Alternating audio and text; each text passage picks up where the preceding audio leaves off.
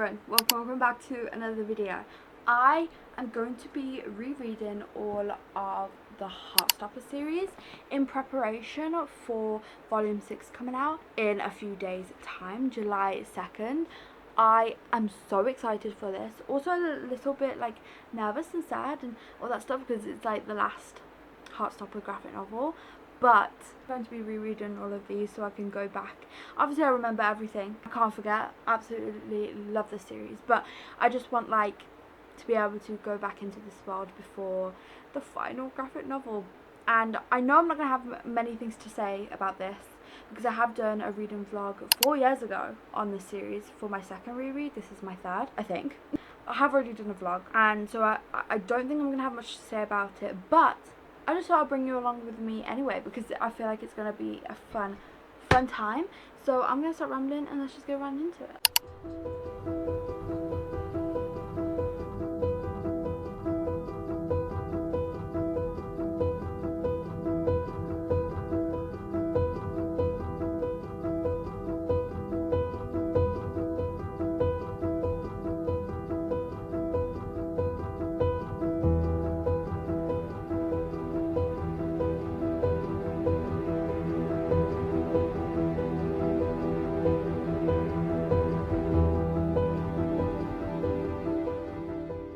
I have finished volume 1 and honestly I forgot how much of like comfort reads these are to me, just because they're like quick, easy, really enjoyable, and I just find especially this one so cute and adorable, and like I don't know, I'm just always like smiling type thing while reading this because honestly Nick and Charlie are just so cute. And yeah, I just absolutely love this series. I don't really have much to say because I mean I've hyped these up more than enough on my channel before. Haven't read the Heartstopper graphic novels yet?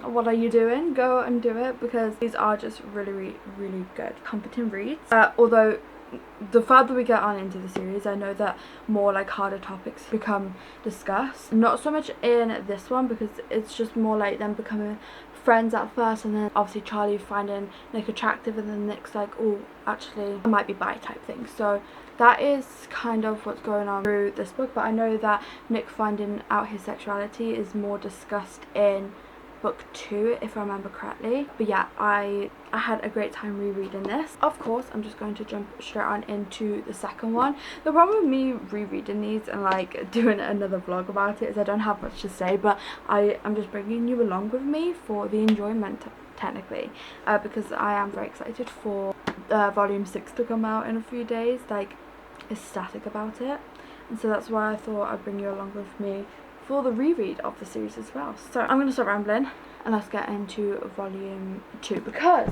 this only took me like 10 minutes to read. I was looking back at my vlog from 4 years ago and I said that this one took me 30 minutes to read the second time rereading it. It just took me 10. Crazy.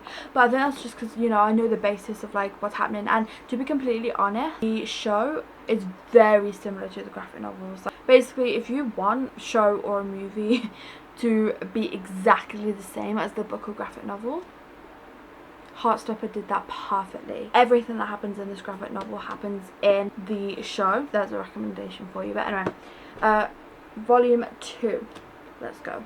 Quickly, the one thing I forgot to mention is in volume 1 we get a lot of Ben, and if you don't know about it already, I hate Ben.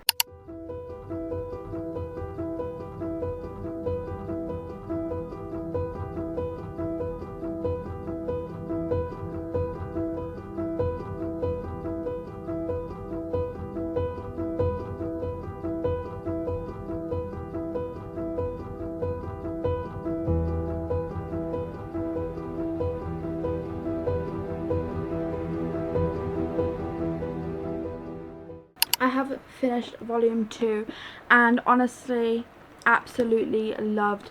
I find it so interesting reading this. They're just so cute. Also, I was right, this is the one where Nick is finally discovering his sexuality, beginning of things, and he also starts to feel comfortable in telling friends. So this is where Nick is finally like discovering his sexuality, but also obviously near the end he's kind of like starting to accept it for himself, feel comfortable, and start to feel ready for pretty much the world to know type thing. So yeah, this honestly takes you through an adventure of loads of different things. Obviously you've got the romance, the discovery, also some like mage friend fights type thing.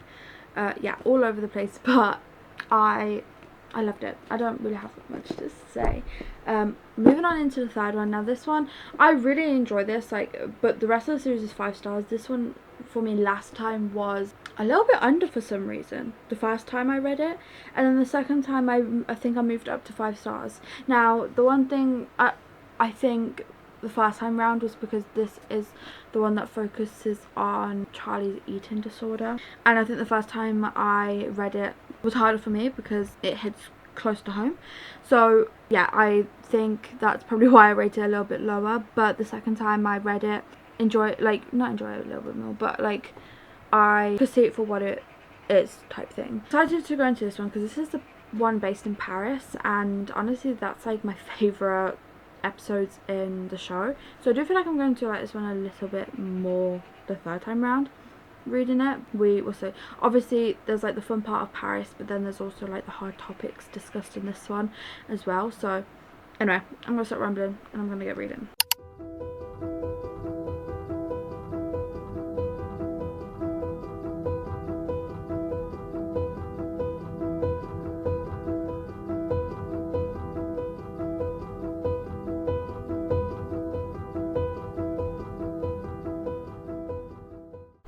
I have completed the third one, and yeah, honestly I enjoyed this one a lot more than I did the other times, just because I realised how relatable it is to me, and also I love how Alice Osman does the representation. She really like goes into detail of what it's like to go through it, but also how hard it is for someone that's trying to help someone with it, if you know what I mean, because you show Charlie struggling with it, not knowing how to deal with it, obviously trying to hide it, but then you also have Nick trying to help him with it and like be there for Nick when obviously be there for Charlie even though Charlie's going through a very, very hard time, and also Nick recognizing it. Absolute love. And also the Paris trip, fun, and they had some very, very, very cute moments as well. But now I'm gonna go straight on into the fourth one.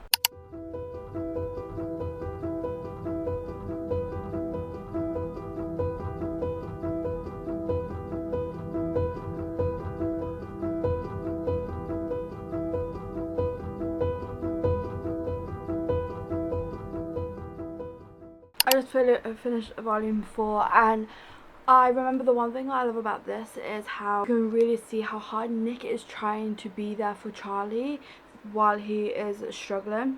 He even goes to his mom and asks his mom like how can he help Charlie go through this thing. The way you can see how hard it is for Nick and Charlie to be apart, especially when Charlie has gone to get better, and it's so hard because Nick's like, I just want him to get better, I hope he gets the help, but even though it's hard to be separate from him, and then that's Nick.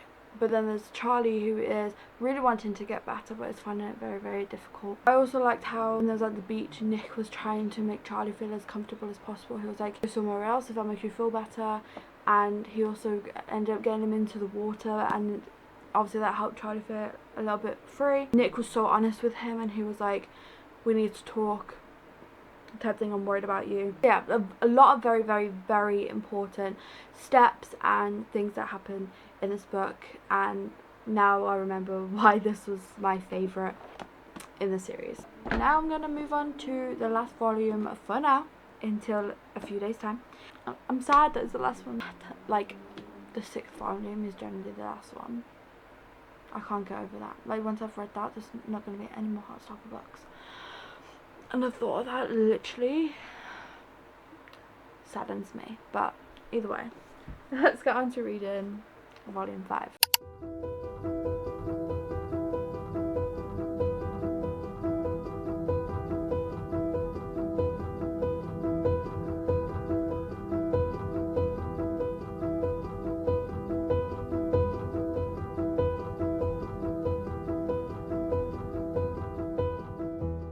So I have just finished volume 5, and I absolutely love this one. I love that you get to see Nick and Charlie take like a big step in their relationship, but also still have some troubles, because obviously like Nick is going into college, and so he's like looking around, and that does break Charlie's heart, but he kind of like gets it type thing. That is kind of like what this one is about, struggling through the relationship, but they also take like a big step, and obviously that's also hard for Charlie because of his struggles. But yeah, I can't believe I finished it. But I'll be back with you all in a few days when volume 6 has come out. I am so excited to be reading this. So excited, but also like I really don't want to read it, only because once I've read it, no more Heartstopper books, well, graphic novels. I just don't, I don't like the idea. I don't, you know, the knowing that there's got to be one more graphic novel, and it's been great, because then I can just keep rereading and being like, I've got another one. But afterwards, there's not going to be any more. Anyway, I'm going to start rambling now. But I can't wait. How many days? It's currently the 28th of June as I'm filming this, and it comes out the 2nd of July. Oh my goodness. So yeah, very exciting. I don't know what this one could be about. Obviously I am going to assume it like continues on from the 5th one, but what I mean is like I don't know how it's going to round out and how it's going to end and stuff. So like I'm really excited because I have no predictions. But anyway, I will be back with you all soon.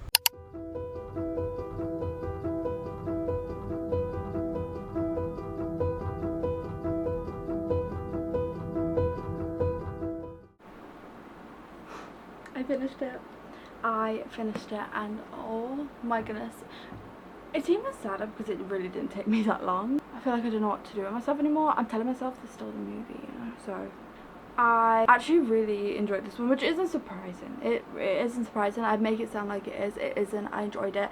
I really love the fact that in this one you see them having to kind of explore themselves as people, because obviously they got in a relationship really young and they felt like they had to look after each other, and obviously there's nothing wrong with that, but especially Nick, he felt like he didn't have think of his own, and the only thing like reason was to always look out for Charlie, and if he didn't then he was failing Charlie type thing, and obviously isn't the case. So he had to kind of find his own path, find his own way. Charlie, with obviously mental health, having to obviously re-understand that. And I don't know, I just feel like it was very important that they did take the time for themselves to explore themselves as individuals instead of just being in a relationship type thing, and that's something that I really liked to see. But yeah, I'm gonna leave it there because obviously I don't want to spoil too much. But that is the end of this vlog. I am so sad that it's the end, but I hope you enjoyed this video. Thank you all so much for watching. Please remember to like and subscribe, and hope to see you on my next one. Bye.